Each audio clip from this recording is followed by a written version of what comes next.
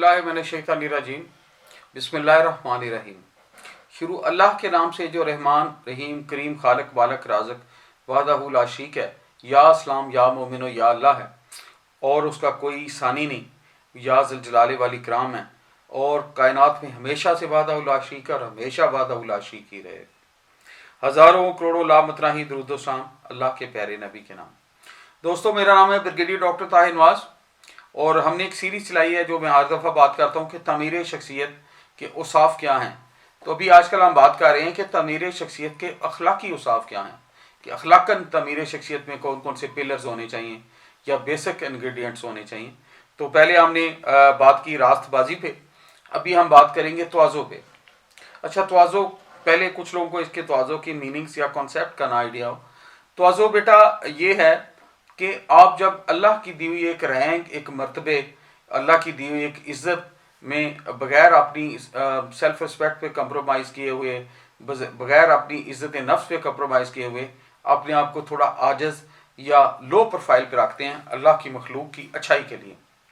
यानी आप गैर ज़रूरी अपनी रैंक से, अपनी स्टेटस से, अपनी जो अल्लाह ने आपको दिया उससे लोगों को तंग नहीं होने देते। आप बहुत ज़्यादा आजिज़ हो जाते हैं, यानी आप लोगों के लिए सोर्स ऑफ कंफर्ट रहते हैं, यानी उनको एहसास नहीं इस बात का होने देते कि मैं इस मर्तबे पे फायज़ हूँ और उस मर्तबे पे कंप्रोमाइज़ करते हैं।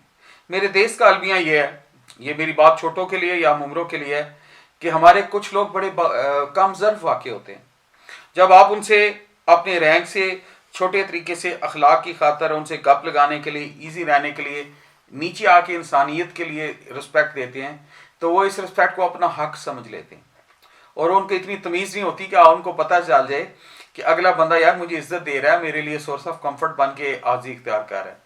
कुछ इमैच्योर लोग, स्टूपिड लोग जो हड आम होते हैं, वो इस चीज़ को समझते हैं कि अगला फजूल है और इज्जत लेना मेरा हक है। ये मेरे देश का अलमिया है। मैं आपको जो असल बात समझाना चाह रहा हूँ कि जब आपको कोई इंसान जिसको अल्लाह ने इल्म दिया हो, इज्जत दी हो, ईजी हो के अगर कंफर्टेबल तरीके से मिल रहा है तो उसको अल्लाह ने बड़ा ज़रफ़ दिया है। वो अल्लाह की रज़ा के लिए मिल रहा है, अल्लाह की खुशनुदी के लिए मिल रहा है और अल्लाह के दिए हुए रास्तों के लिए मिल रहा है। तो जब वो आपको इज्जत दे रहा है तो आपको इज्जत देनी आनी चाहिए। कुछ कम ज़र्फ़ लोग होते हैं जो फिर भी ये समझते हैं कि इसको पता ही नहीं, ये ऐसे ही बाहरी बंटे खेलता रहा है या ऐसे ही इज्जत लेना मेरा हक है। याद रखें बेटा, मैं आपको छोटों को कह रहा हूँ, अपने हम उम्रों को कहता हूँ, इज्जत ज़िंदगी में उनको मिलती है जिनको इज्जत देनी आती हो। वफा ज़िंदगी में उनको मिलती है जिनको वफा देनी आती हो। और अहले ज़र्फ़ कहते हैं, मैंने बड़ों से सीखा है, बुज़ुर्गों से सीखा है, कोई अगर आपको एक दफ़ा इज्जत दे तो उसको 10 दफ़ा इज्जत दें। तो मैंने ये चीज़, ये क्वालिटी माशरे में, जितना वो कहते हैं ना कि जो जिस शाख पे ज़्यादा फल लगता है वो शाख उतनी झुक जाती है। तो कोई अगर आपसे बड़ा, आपसे टीचर्स के एज का, आपकी पेरेंट्स के एज का अगर झुक के मिल रहा है तो इसका ये मतलब नहीं है कि आप बहुत तुरम खान है और कार्टून बहुत बड़े, आप न्यूटन और आप टार्जन हैं। उसका मतलब ये है कि वो आपके साथ आके आपको अहले ज़र्फ़ की तरह अच्छी तरह गाइड करके अखलाकियात को बेहतर करना चाह रहा है। तो हमें ये अंडरस्टैंड करना चाहिए कि जहाँ से अगर आपका एल्डर कोई आपकी इज्जत दे रहा है तो बेटा उसको डबल इज्जत दें, और अगर आपको कोई तवाज़ो इनकसारी से पेश आ रहा है तो डबल तवाज़ो इनकसारी करें। और हर वो शख्स जो आपके वालिद साहब की एज का है, जो आपके टीचर्स की एज का है, उससे कुछ ना कुछ लर्न करें, ना कि आप उसको अपनी अना का हिस्सा बनाएं और आप समझें कि मैं उससे ज़्यादा समझदार हो गया हूँ। ऐसा नहीं होता, क्योंकि अक्ल, मोहब्बतें, इज़्ज़तें उनको मिलती हैं जिनको ये चीज़ें देनी आती हैं। अच्छा, जब आप इसकी इस्लाम में क्या हिकमत है, या मेरे प्यारे दीन या सोसाइटी में या मेरी वैल्यूज़ में इसकी क्या हिकमत है?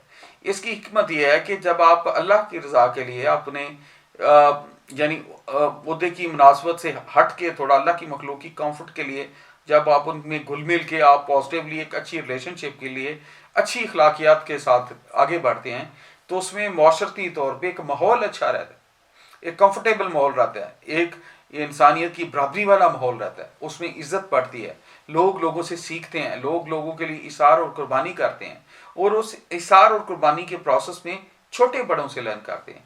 जब वो लर्न करते हैं तो ज़िंदगी में अल्लाह ताला बरकत डाल देता है।